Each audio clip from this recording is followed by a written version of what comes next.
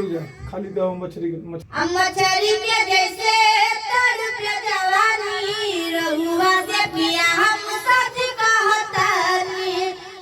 छोड़ी आवा जलधि से टाटाए राजा चटता जवानी तेल चटाए राजा चटता जवानी तेल चटाए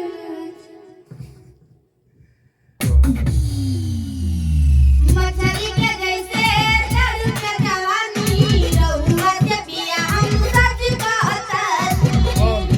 2 मछली के जैसे तड़प जवानी रहुआ से पिया हम सच कहतानी छोड़ी आवा जलधि से टाटाए राजा छोड़ी आवा जलधि से टाटाए राजा चटता जवानी तेल चटाए राजा चटता जवानी तेल चटाए राजा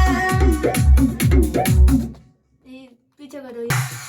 संगहि चटाइया बिछैती बोलम रंगोरी से भोरी के खियैती बोलम अचार के बनावा डलैती दो बार गाओ बा ठीक है ठीक बानू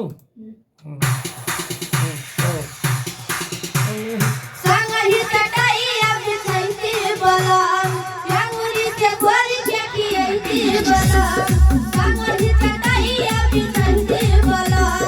रंगोरी से भोरी के खियैती बोलम अचार के बनावा डलैती बोलम ओठवा के लालिया चिखैती बोलम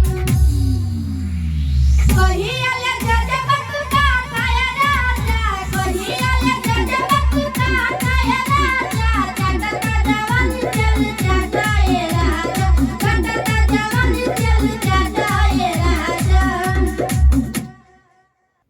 एक बार फिर रिदम के गवाए ना वो पे लेते हैं क्या गावा दूसरा का गावा तो कैसे सुनाई लाचारी हो बिरजस बिहारी खेसारी हो पलंग पयाला मुकरेला जो कबले रही मनमानी हो जब बोले तो कहियो कैसे सुनाई लाचारी हो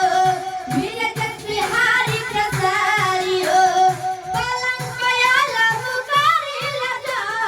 कबले रही मनमानी हो कहिया ले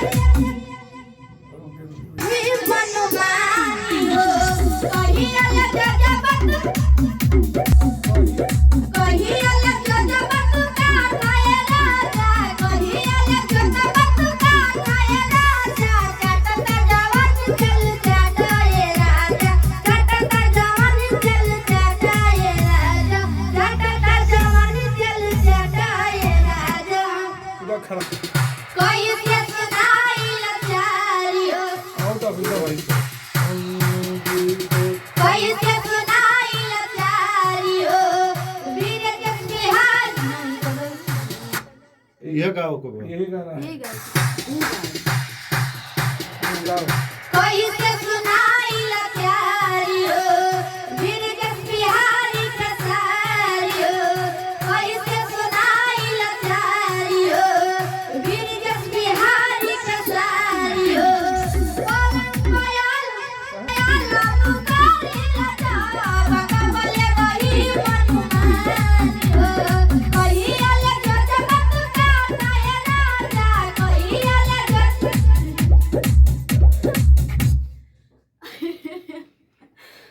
चलो आ जाओ फिर से आ जाओ जजबा तू काया